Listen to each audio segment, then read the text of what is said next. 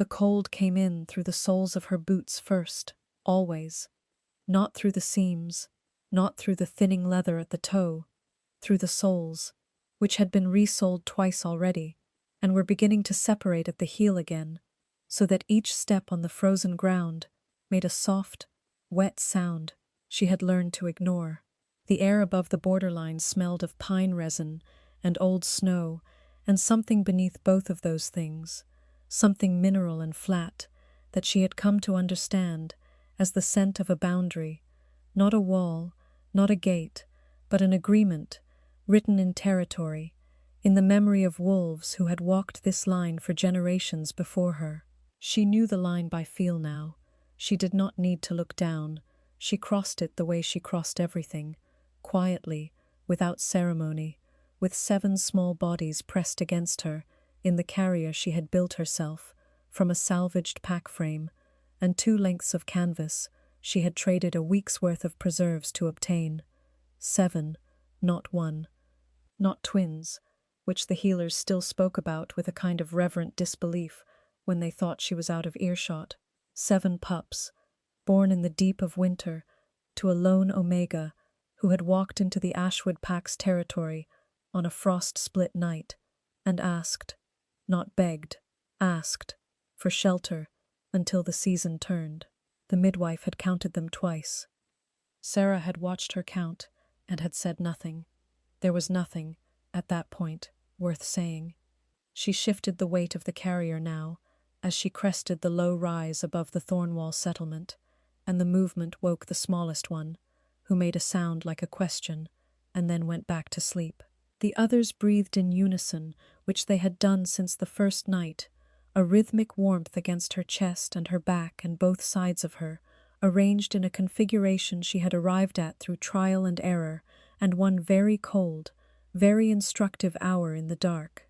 The carrier distributed the weight across her shoulders and hips, which was how she managed it. She did not think of herself as strong particularly. She simply did not stop.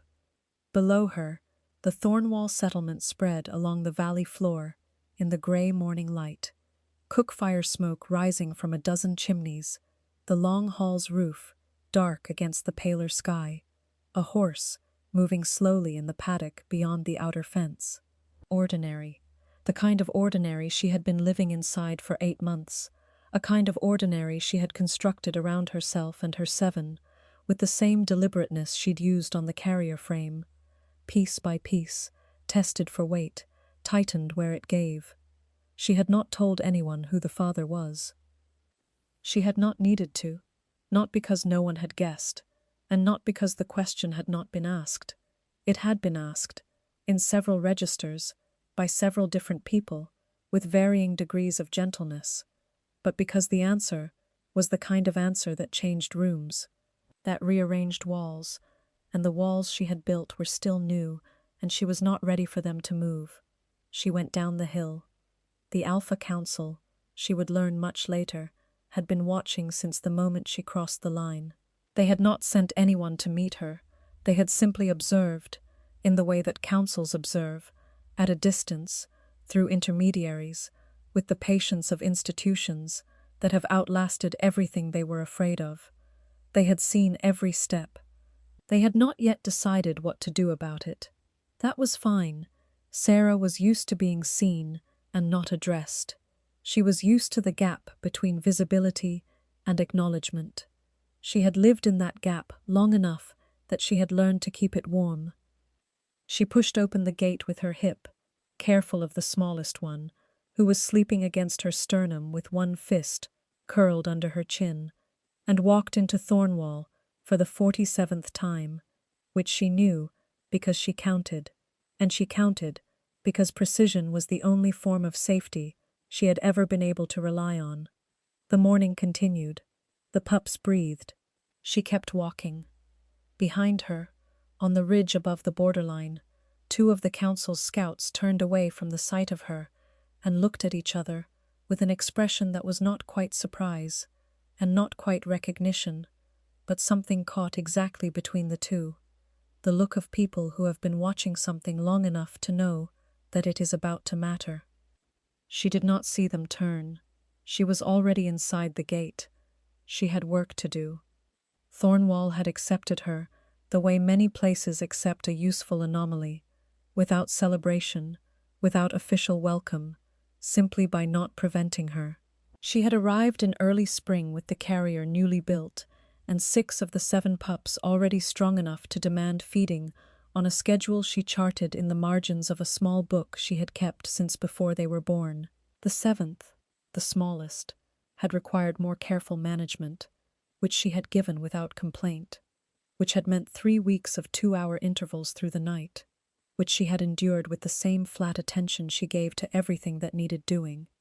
The Thornwall pack was mid-sized, neither prosperous nor struggling, governed by an alpha named Doran, who was competent and uninspired, and who had looked at Sarah for a long time on the morning she arrived, and then said, "We don't take lone omegas, as a rule."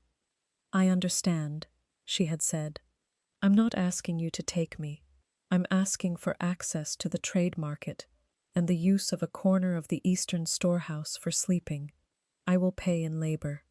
Doran had looked at the carrier, at the 7 sleeping faces, at her, standing in his threshold without apology. "What kind of labor? Records, inventory, anything that requires precision and patience, and that no one else wants to do." He had let her in, not warmly, not with the language of welcome, but with a sideways gesture of his hand that meant, "Go on then." She had gone on. For 3 months she had slept on a pallet in the corner of the eastern storehouse, and catalogued 8 years of disordered trade records, and rebuilt Thornwall's inventory system from a scattered collection of half-legible ledgers into something a person could actually use. She had done this during the hours the pups slept, and during the hours they were awake, she wore them in the carrier and worked one-handed, which was slower, but not impossible. She had learned not to find things impossible simply because they were difficult. By the time the trader Mora offered her a spare room above the tanning shed in exchange for managing the market accounts, Sarah had been in Thornwall long enough that 3 people said good morning to her by name, which she considered a reasonable foundation. She accepted Mora's offer without sentiment and moved her pallet and her small book and her 7 pups up the narrow stairs with 1 trip, which was 4 trips fewer than Mora had expected, judging by the way the woman stood at the bottom of the stairs for a moment after the 2nd trip, recalculating. The room smelled of leather and lanolin and, faintly, of the herbs she had hung at the window to keep the insects out. It was small, and its single window faced east. She had made it hers within a week. The book on the shelf, the carrier hung from the hook by the door. The pup's sleeping arrangement worked out along the south wall, where the wood of the building held the most warmth. The smallest one had begun to thrive. This mattered to her more than she let show, because showing it would have required acknowledging the weeks when she had not been certain, and she had made her peace with those weeks by simply continuing through them, and peace, once made, she did not disturb. The pack's wolves noticed the pups before the people did, which she had expected. Wolves were not confused by status, or social architecture, or the performance of normalcy. They registered what they registered. 2 of the settlement's pack wolves had begun to follow her at a distance when she walked to the market in the mornings, not menacingly, not with any specific intent she could read, but with the steady, orienting attention of animals who are sorting something out. She did not encourage them, she did not discourage them. They were working something through, and she could afford to be patient about it, because patience was not a strategy she had chosen, it was a thing she had become. What she had not accounted for was Mora's youngest daughter, a girl of perhaps 10, who had taken to sitting on the top step of the outside stair every evening until Sarah came home, not to speak. They had not found a language yet, the girl and she, but simply to observe the pups being settled for the night through the open door, with the focused attention of someone studying a system she intended to understand. Sarah had not asked her to leave. She had not invited her in, but one evening she had set a 2nd cup of the pine needle tea she made for herself on the top step before she went inside.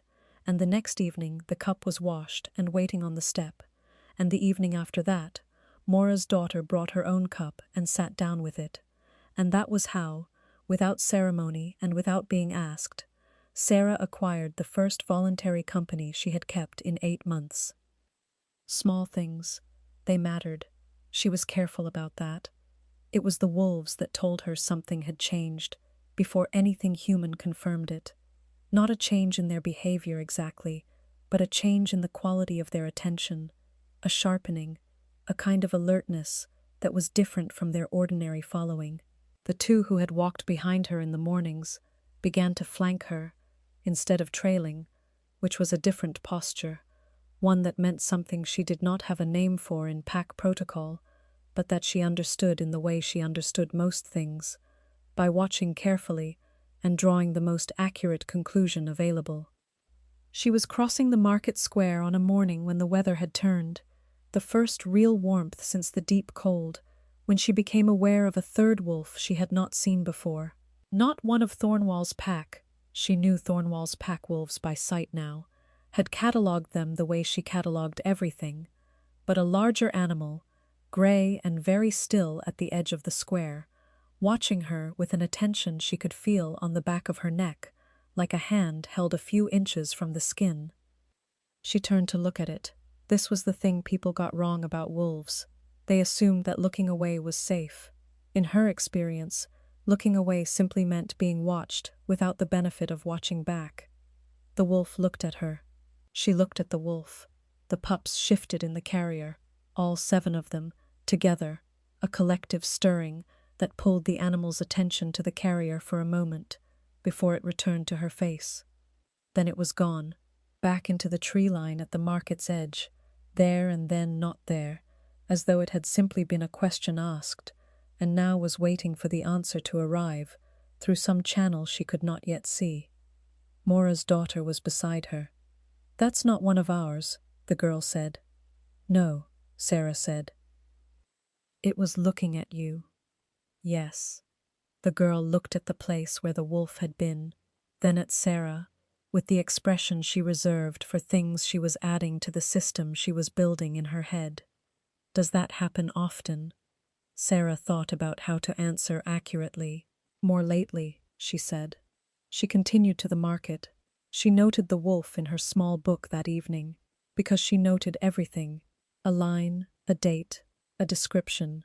A single grey wolf, large, unknown pack, stationary, attended to her and the pups for perhaps a minute and a half, and then withdrew into the tree line.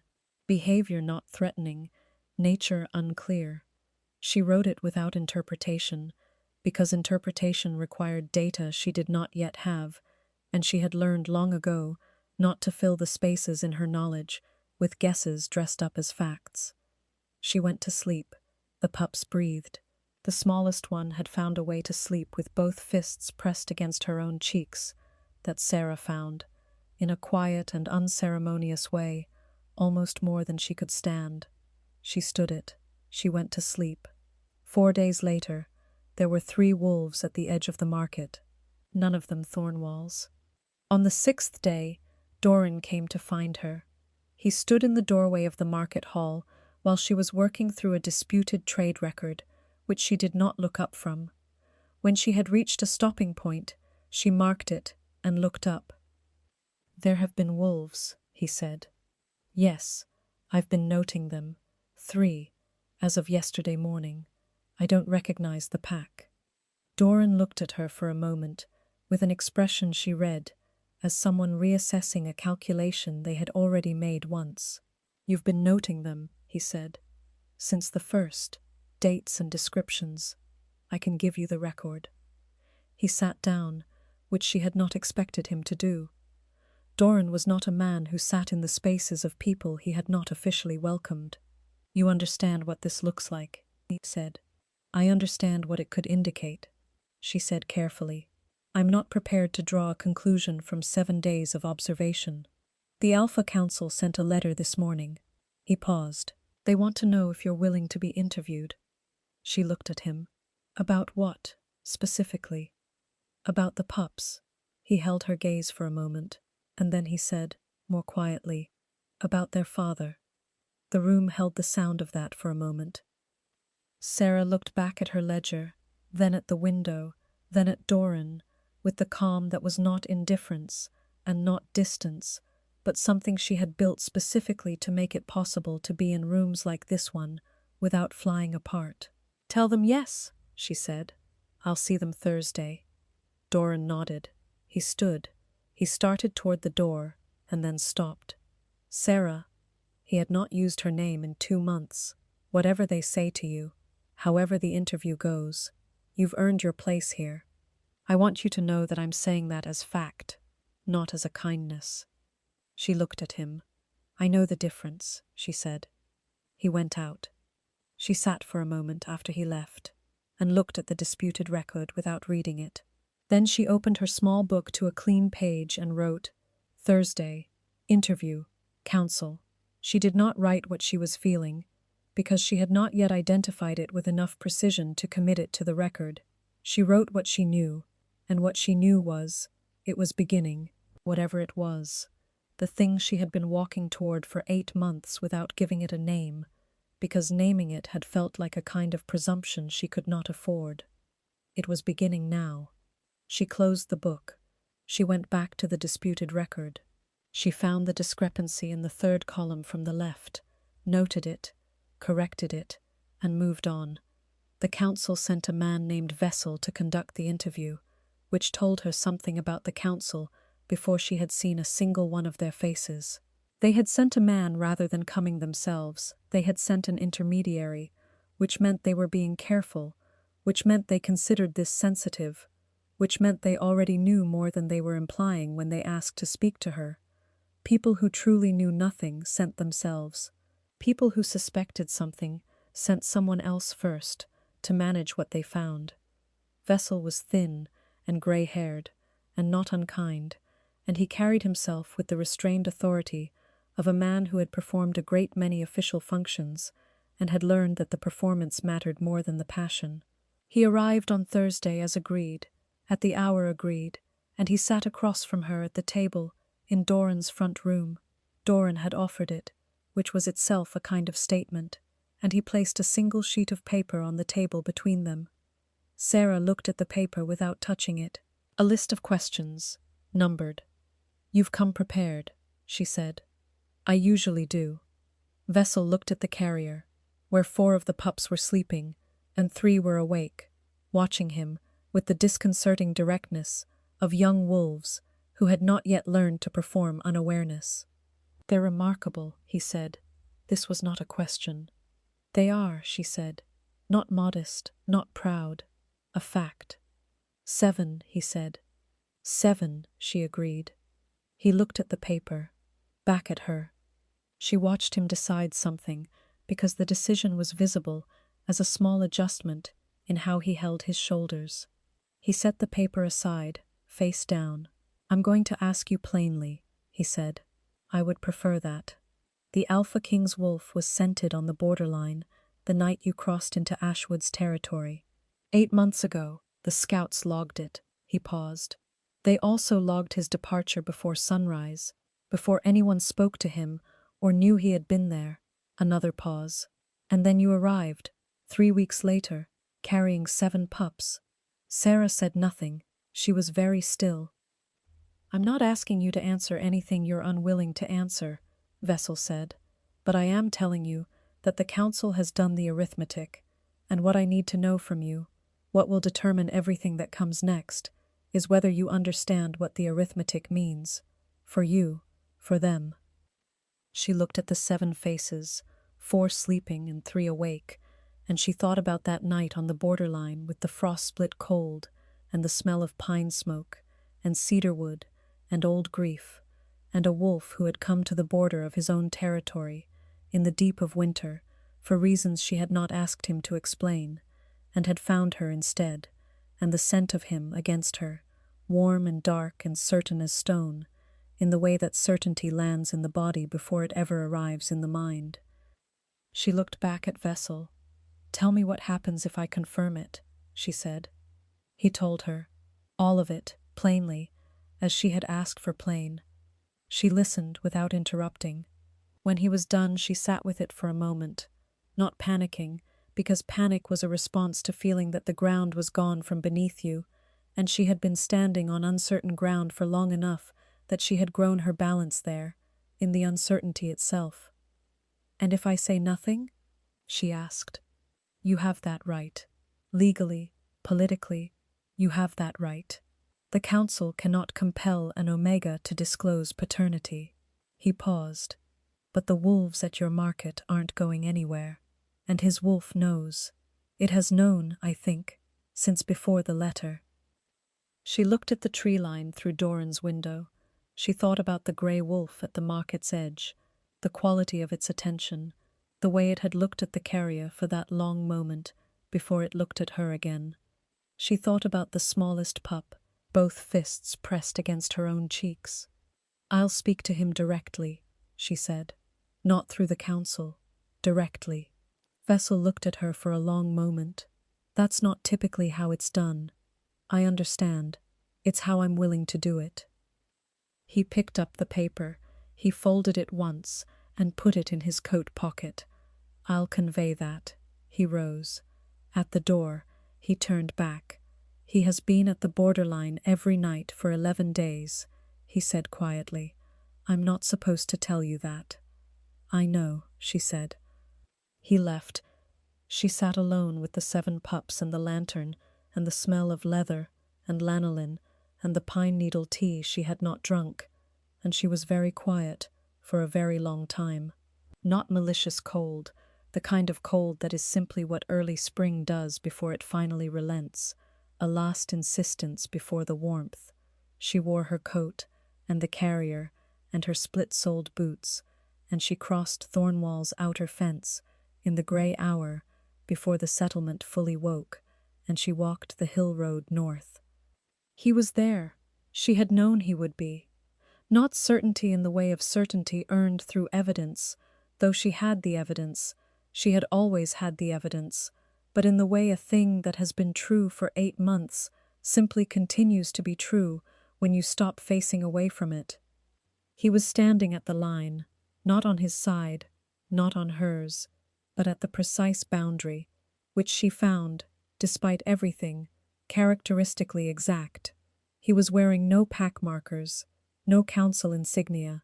He was wearing a coat that had seen weather, and his hands were at his sides, and he was very still in the way, that was not patience exactly, but the outer form of something that had cost him considerably to maintain.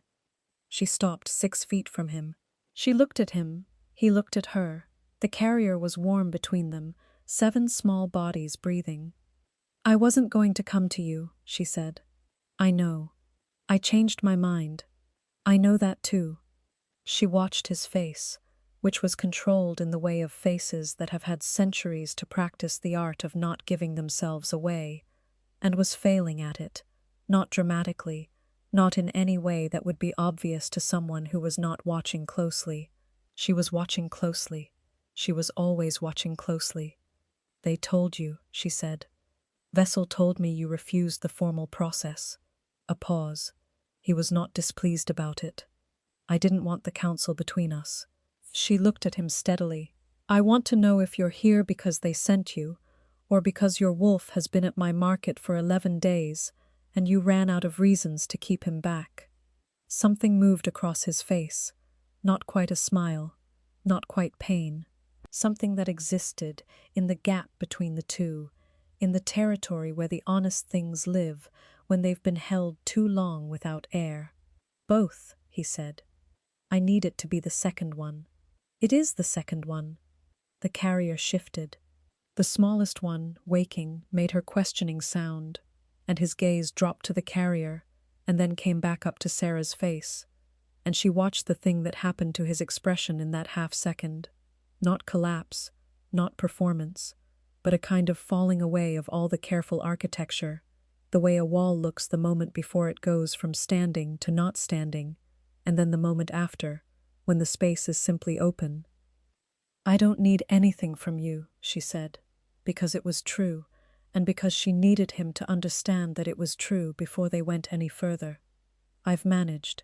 I have a room and work, and 3 people who say good morning to me by name. I'm not here because I need you to rescue anything."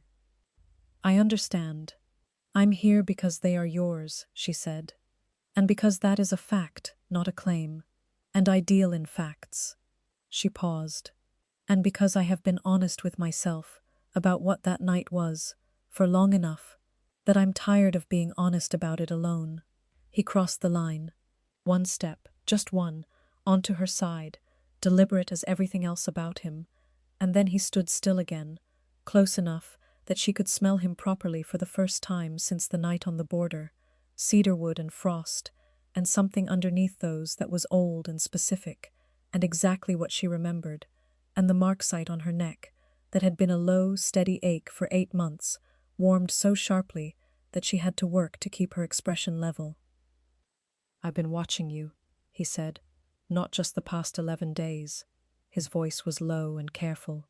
"Since Vessel's first report, the records you rebuilt, the inventory system, the way you walked into Thornwall with a carrier you built yourself and asked for a corner to sleep in and offered labor."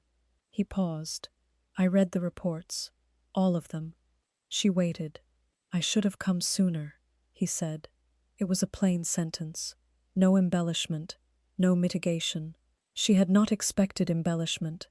She had expected exactly this, the plain sentence, the acknowledgement without theatre, and it landed with more weight than any theatre would have. "Yes," she said, "you should have." He breathed out slowly. "Can I see them?" She watched him for a moment longer, long enough to be sure, which was how she did everything. Then she reached up and unclipped the carrier's front panel, and he came to stand beside her, and they stood at the borderline together while he looked at 7 small faces for the first time, and she watched his face while he looked. The smallest one opened her eyes. She looked up at the man standing over her with the cloudless, undefended attention of a pup who had not yet learned to be careful about anyone. Then she reached up one fist, both of them, and grabbed the edge of his coat. He did not say anything. He simply stood there and let her hold him, and his hand came up slowly and covered both of hers, and he stayed. The council convened 12 days after the borderline meeting, which was how Sarah learned that institutional threats do not wait for the convenient moment to arrive. The challenge came not from the council itself, but from a family named Vestry, a high-ranking Thornwall family, old money by pack standards, with a daughter who had spent 3 years in the preceding decade being quietly positioned as a possible consort to the Alpha King. They had not been told directly that this was finished. No one had told them anything directly, which Sarah understood to be the mechanism. The Vestry family was not pursuing malice. They were pursuing their own position, which they had every reason to believe was still viable, because no one had yet stood in a formal space and said otherwise. Their challenge was procedural and impeccable. The claim they filed with the council stated that an unregistered Omega, no pack affiliation, no formal bond documentation, no verified maternity lineage of record, had presented 7 pups as the Alpha King's blood, and that under council charter, any such claim required independent verification before bond status could be formally acknowledged. Furthermore, they submitted that the pup's presence in Thornwall, in the absence of bond documentation, constituted an irregular and potentially destabilizing assertion that the council had an obligation to examine. It was accurate. Every word of it was accurate, technically, within the charter. This was what made it effective. It was not malicious. It was simply a tool, wielded by people who understood tools.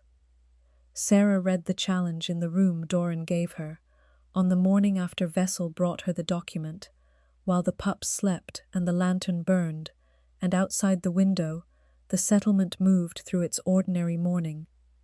She read it twice. She set it down. She opened her small book, not to a record she had already made, but to the back pages, where she had written, in the small, careful hand she used for things she wanted to be sure of, a set of notes she had begun making the night after the borderline meeting. She had known this was possible, not because she was cynical about people's motives, but because she was accurate about them, and accuracy, applied to the Vestry family's position, had shown her the shape of this challenge before it arrived. She had spent 12 days preparing for it, because 12 days is what she had had, and 12 days is what she had used. The hearing was set for 7 days hence. She had 7 days and her records, and a very specific piece of evidence she had not yet shared with anyone, except, in outline, Vessel, who had listened to her describe it, and then sat quietly for a moment and said, "You've had that the whole time?" "I've had the fact of it," she had said. "I've spent 12 days turning the fact into documentation." He had looked at her, with an expression that she identified, after a moment, as something close to relief. "I'll help you prepare," he had said. "I know," she had said. "That's why I'm telling you." The help Vessel provided was not dramatic. No grand revelations, no midnight rides.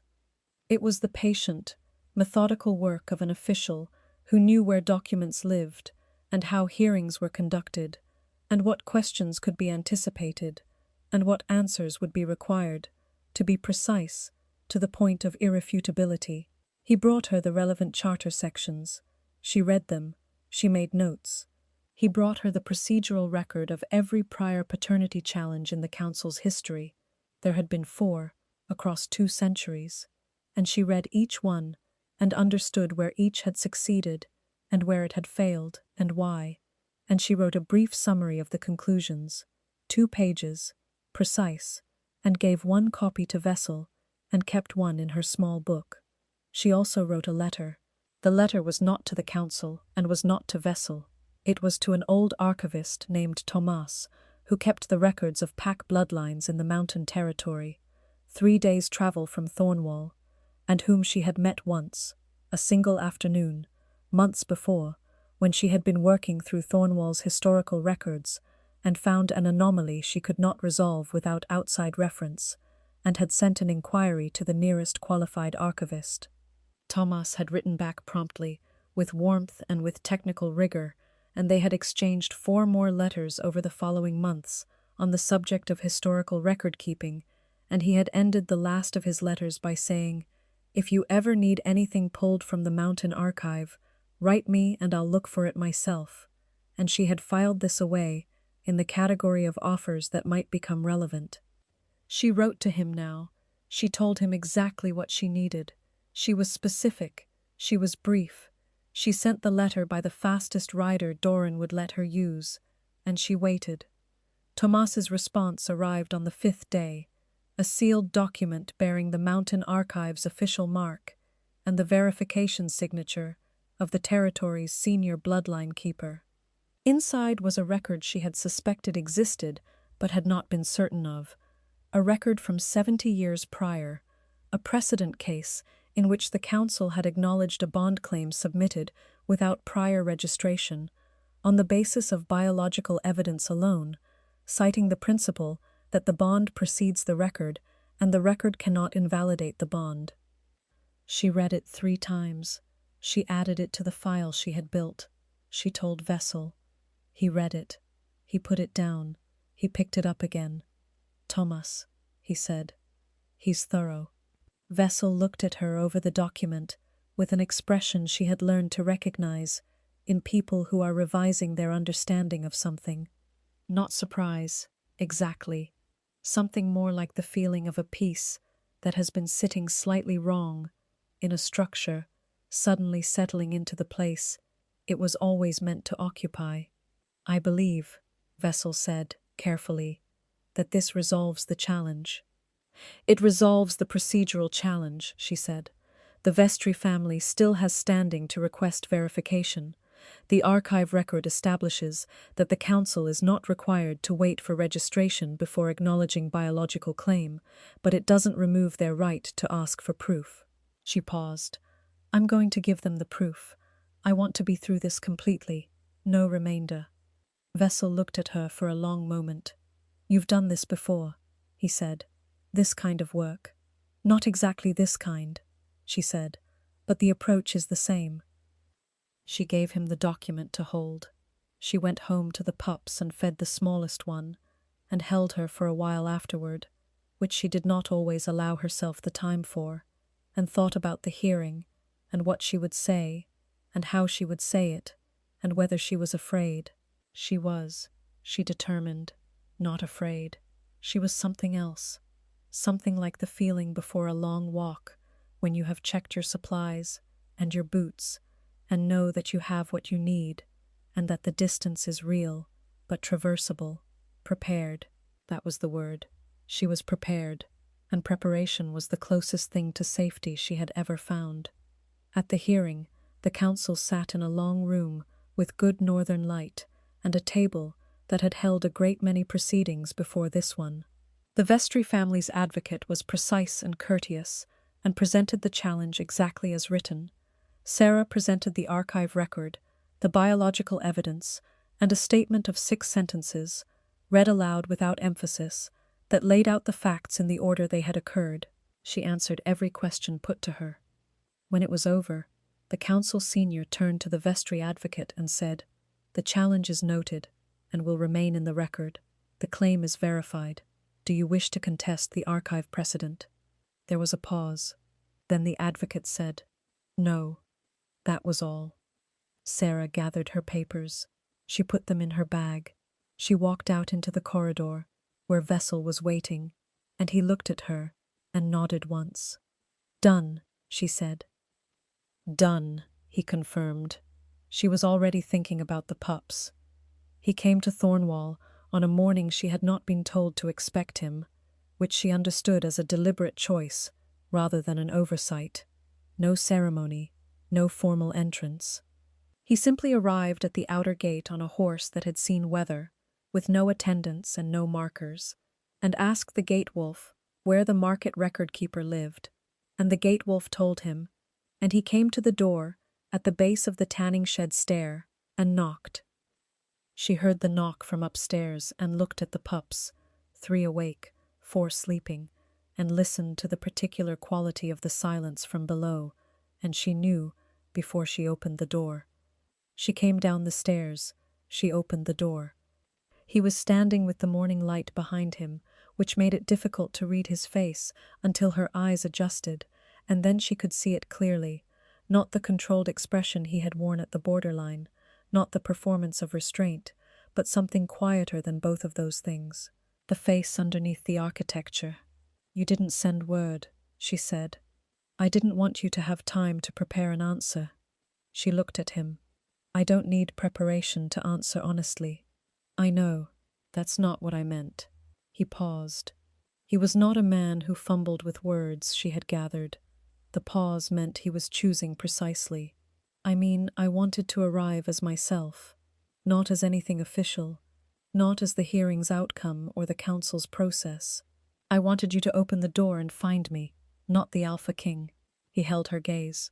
"I don't know if that's a distinction that matters to you." "It matters," she said. He looked past her. "Up the stairs." "Are they?" "Upstairs. Come in." He came inside, and she closed the door on the morning, and they went up the narrow stairs together, and the room at the top was small, and smelled of lanolin and pine, and the particular warmth of 7 pups in a space that had been built around their needs, and 3 of them looked up at the man in the doorway with the direct, uncomplicated attention that had not yet learned to pretend. He stood in the doorway for a moment. She stood beside him. The smallest one, who was lying on her back near the south wall, turned her head and found him with her gaze, and made the questioning sound she made. He sat down on the floor. He didn't ask permission. He simply sat, folding himself down to the pup's level, and the smallest one rolled and reached for him and found his hand and held it, both fists, as she had at the borderline. Sarah sat down too, a few feet from him, not close, not far. "I'm sorry it took this long," he said. Not the plain acknowledgement of the borderline, something more than that, something with more of the interior visible. "I know," she said. "That's not enough." "No," she said, "but it's the beginning of enough." He looked at her over the heads of 7 pups. The morning light came through the east window and caught the dust in the air and lit the room in that particular early gold way that means the day has started and will not stop.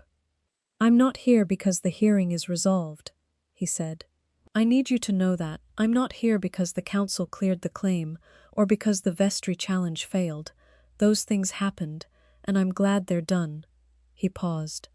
"I'm here because I have been standing at the border of your life for 11 months, and I am tired of standing at the border." Sarah looked at him. She thought about the long road from the frost-split night to this floor, this window, this light. "I'm not asking you to take my pack designation," he said. "I'm not asking you to be anything you're not. I'm asking you," he held her gaze, "not because the bond requires it, not because the council expects it, because I am choosing it, and I am choosing you, and I wanted to say that plainly in a room with no one official in it." She was quiet for a moment. She thought about what she needed, not what was expected, not what was offered, but what she needed. She had learned to be exact about that. "Ask me again in spring," she said. He looked at her. "Why spring?" "Because I want to know that the answer I give you is not the answer from the hearing room, or from 11 months of isolation, or from the relief of it being over." She held his gaze steadily. "I want to give you the answer from an ordinary morning when nothing is required of either of us. I want to be sure.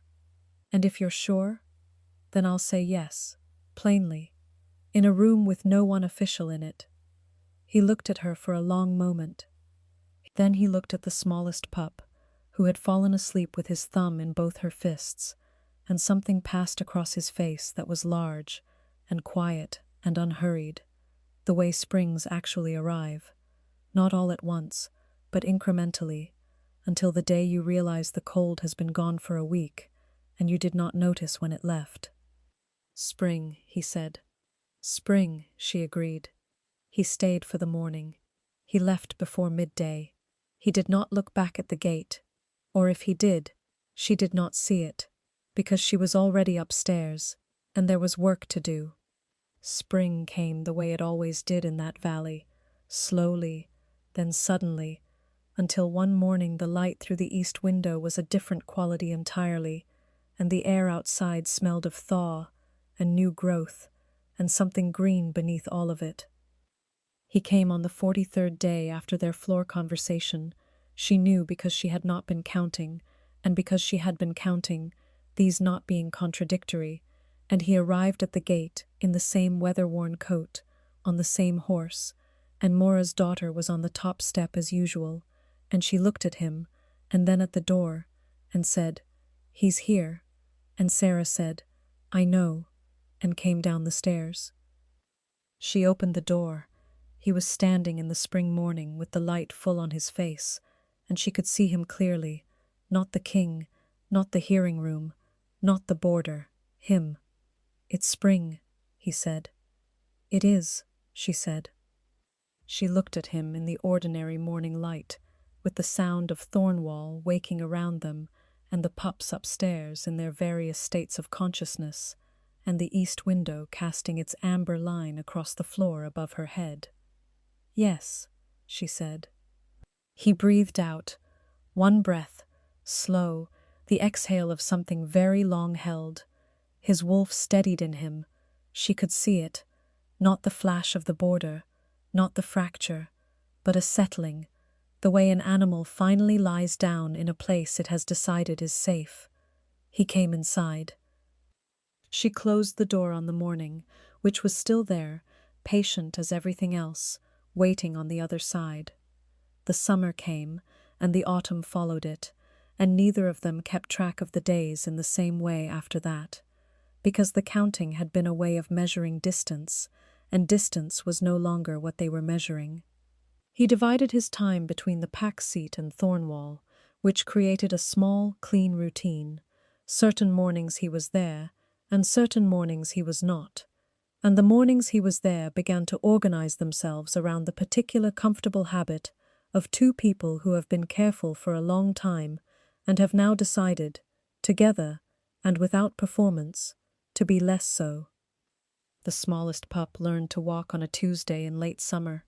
She did it without preamble, simply stood, took 3 steps towards Sarah across the floor, and sat back down with the expression of someone who had sorted out a problem and filed it. He was there. He watched. Neither of them said anything.